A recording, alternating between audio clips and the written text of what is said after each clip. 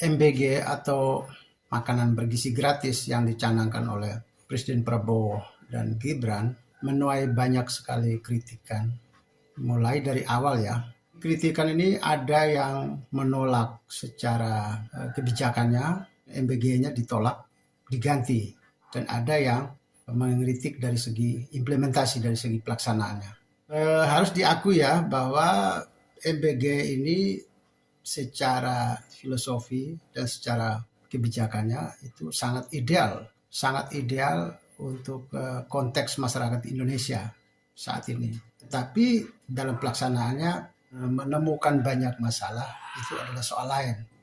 Bagi yang menolak secara kebijakan ini, itu kelihatan sejak awal sebelum MBG ini dilaksanakan, itu banyak yang sudah tolak. Hanya persoalannya bahwa penolakan secara politis ini itu kan sudah dari panggung kampanyenya Prabowo dan Gibran. Mereka sudah omong di depan panggung publik atau kampanye tahun 2024 sebelum pemilu.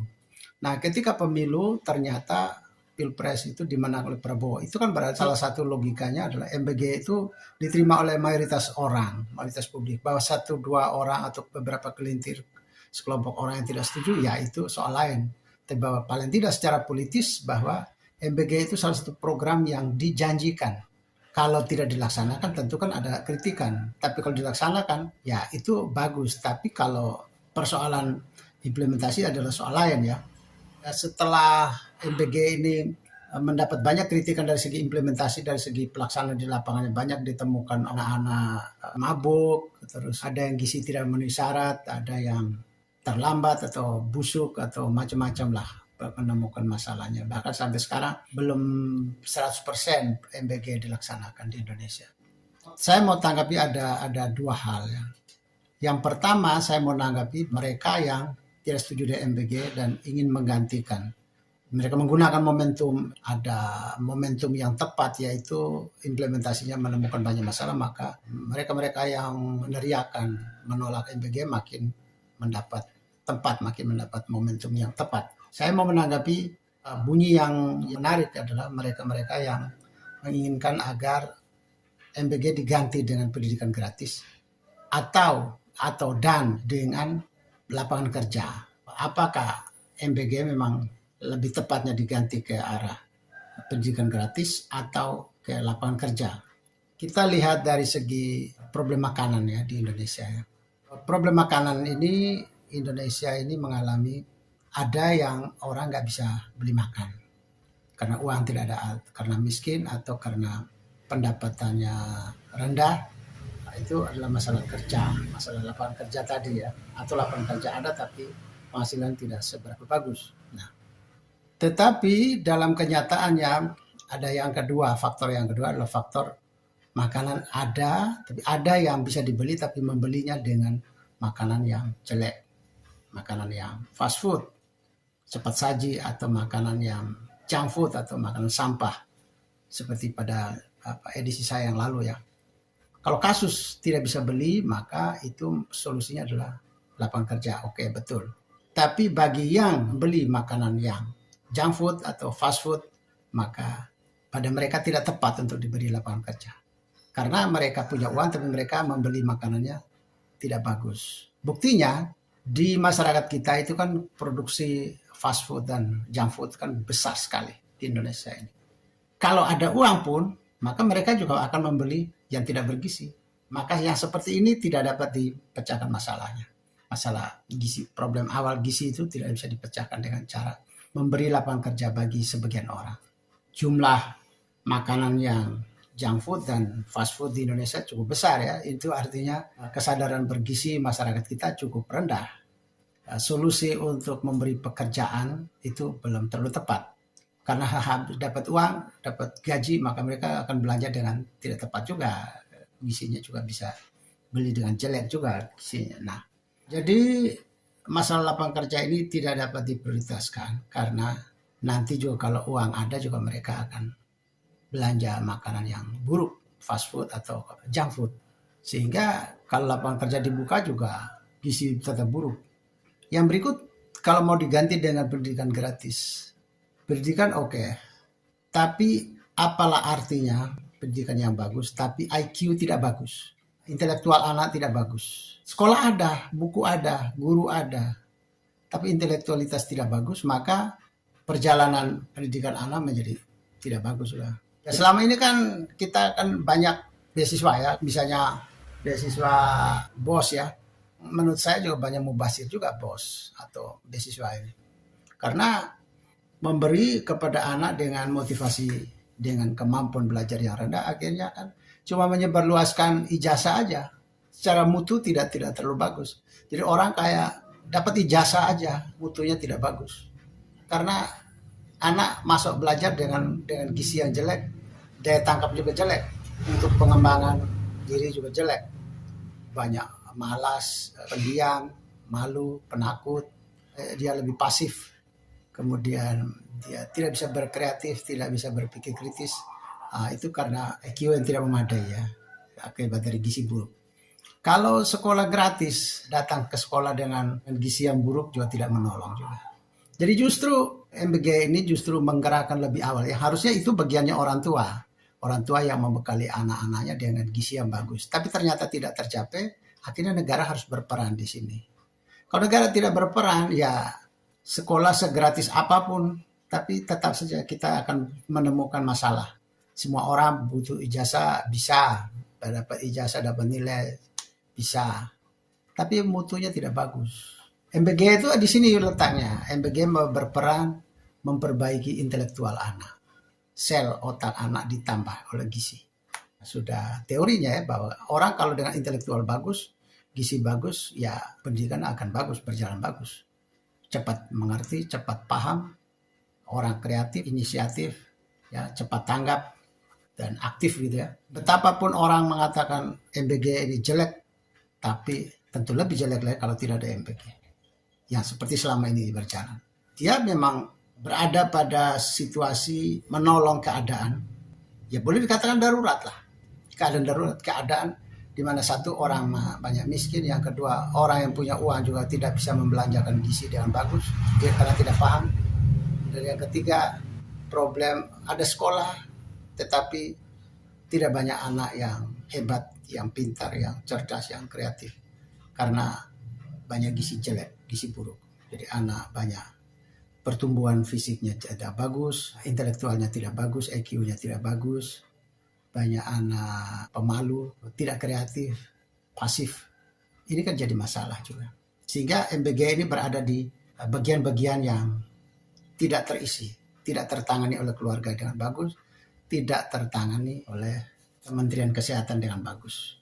Jadi MBG ini ada di tengahnya. Saya tetap beranggapan bahwa ke depan memang idealnya MBG tidak perlu. Kalau masyarakat sudah banyak paham, mengerti, dan masyarakat banyak mampu. Jadi kalau yang tidak mampu, asal dia paham tentang gizi, maka ciptakan lapangan kerja sudah bagus. Yang berikut, kalau masalah kesehatan masyarakat kita sudah paham tentang cara memilih makanan yang bagus, maka MBG juga tidak perlu lagi. Karena anak-anak masuk sekolah dengan penuh vitalitas, dengan penuh energi, dengan penuh optimistis, dengan penuh kegembiraan, dengan penuh kepercayaan diri, dengan modal intelektual yang bagus, modal IQ yang bagus. Tapi selama dua problem ini masih ada, maka MBG tetap diperlukan. Persoalan dia memiliki kekurangan-kurangan itu soal lain. Itu soal mari kita silakan memperbaiki, banyak yang lowong, banyak yang kritik, ya terbuka untuk yang kritik, untuk yang evaluasi bagus. Tapi pemerintah atau Badan Gizi Nasional BGN juga tidak boleh menutup kemungkinan untuk perbaikan. Harus respon pada kritikan yang cukup argumentasi dan dapat dibuktikan dengan berbagai data, ya harus terbuka, harus ada perbaikan. Di BGN ini ada beberapa problem ya. Problem jana kurang, problem gizi tidak standar. Ada yang beri roti, ada yang beri permen ya. Ya banyaklah kasus-kasus yang menunjukkan bahwa makanan MBG itu makanan tidak bergizi juga. Beri roti, beri kue, macam-macam. Itu kan sama aja, junk food atau fast food juga. Implementasinya perlu diperbaiki terus-menerus. Masyarakat juga terus-menerus untuk mengkritik juga, memberi evaluasi, masukan. Dan pemerintah terutama Badan Gizi Nasional juga perlu membuka diri terhadap kritikan-kritikan. Memang tidak mudah ya desain implementasi yang berhubung dengan orang banyak. Makin banyak aparatur yang bekerja, makin sulit, makin rumit. Makin sedikit aparatur yang bekerja, maka implementasinya makin mudah. Contoh ya, yang paling mudah itu misalnya kenaikan BBM. Jadi begitu malamnya Presiden mengumumkan, besoknya sudah bisa terlaksanakan di setiap SPBU, di setiap stasiun pengisian bahan bakar ya. Itu sudah otomatis terjadi. Jadi itu implementasi kebijakan yang paling mudah itu misalnya kenaikan BBM, kenaikan tarif listrik. Nanti ibaratnya Presiden cuma bersabda saja sudah jadi nanti di bawah, di tingkat lapangan, di tingkat implementasi ya. Tapi kalau seperti MBG ini butuh pemahaman, butuh partisipasi, butuh komunikasi itu. Apalagi makin banyak, makin meluas jangkauan implementasinya, maka makin rumit. Karena setiap orang memiliki kemampuan sendiri-sendiri, kemampuan berbeda-beda, dan setiap orang memiliki kemauan atau mentalitas berbeda-beda. Saya boleh mengusulkan satu ya, yang untuk implementasi ya. Selama ini kan implementasi MBG ini membutuhkan satu unit-unit dapur tersendiri. Jadi dapur sendiri-sendiri. Pemerintah sekarang sudah berjuang sampai ke masak dan mengedar, mendistribusi untuk anak-anak. Saya mencoba untuk memasukkan satu sistemnya. Tidak perlu membangun dapur baru, tapi menggunakan dapur-dapur yang secara permanen, yang secara informal sudah terjadi selama ini. Misalnya setiap sekolah kan punya kantin, punya warung ya. Pemerintah cukup menggunakan warung-warung itu atau kantin-kantin atau kedai yang ada di sekolah atau di sekitar sekolah itu. Cukup menggunakan itu saja.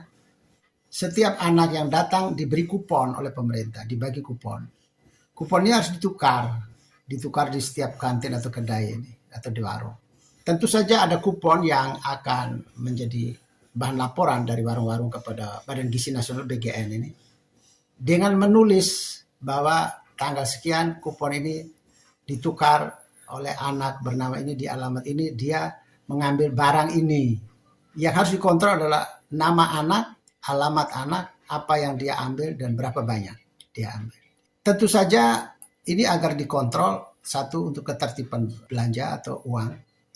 Yang kedua untuk ketertiban pastikan gizi. Jadi yang boleh diambil anak-anak hanya makanan seperti ini saja, distandarkan ya. Di luar ini, misalnya makanan fast food atau junk food, pemerintah tidak akan membayar kepada warung-warung itu. Tapi kalau mengambil makanan-makanan yang bergizi, maka pemerintah akan membayar. Tentu saja standar jumlahnya tetap sesuai dengan yang diinginkan. Misalnya pemerintah memberi batasan 15.000. Oke, 15.000 ini anak harus belanja. Di atas 15.000 boleh saja anak belanja, tapi pemerintah sudah tidak bertanggung jawab. Intinya pemerintah hanya memberi subsidi 15.000. Belanja lebih dari itu silakan, tapi pemerintah tidak memberi, ada pembatasan, ada batasan nominalnya. Cara ini tentu lebih praktis, lebih mudah, jalan pintas lebih baik, sehingga tidak ada dapur-dapur yang dibangun di berbagai tempat, tidak ada. Yang berikut lagi, cara ini juga tetap menghidupkan warung-warung. Jadi selama ini kalau Presiden Prabowo bangga bahwa dia memiliki kemampuan atau efektivitas dalam membuka lapangan kerja, katakanlah 2 juta orang yang dia sudah ciptakan lapangan kerja dari MBG. Saya berpikir ini Prabowo ini tidak menimbang lebih jauh ya. 2 juta orang bekerja itu iya, tapi ada berapa juta orang yang sudah mati karena kantin sekolah mati. Ada berapa orang yang warung-warungnya mati juga, cateringnya mati juga. Jadi persoalannya itu bukan memberi lapangan kerja, tapi ini dihidupkan lapangan kerja, tapi di sisi lain ada yang mati, banyak juga mati. Termasuk dengan supplier makanan, supplier ayam hidup di desa ini. Tapi ada supplier ayam, pedagang-pedagang ayam yang lain juga mati, yang tidak masuk dalam jaringan langganan di sini. Jadi sama saja. Jadi dari segi lapangan kerja saya kira Prabowo bukan menciptakan lapangan kerja, tapi mengalihkan, merumahkan sekelompok orang di sini, tapi mengaktifkan orang-orang baru. Ceritanya kayak gitu. Menurut saya itu tidak tepat kalau Prabowo menciptakan lapangan kerja dengan MBG. Enggak tepat. Hanya mengalihkan. Yang satu dirumahkan, yang lain diaktifkan. Coba kita lihat pada survei kantin-kantin yang mati karena ada MBG. Warung-warung yang mati karena ada MBG.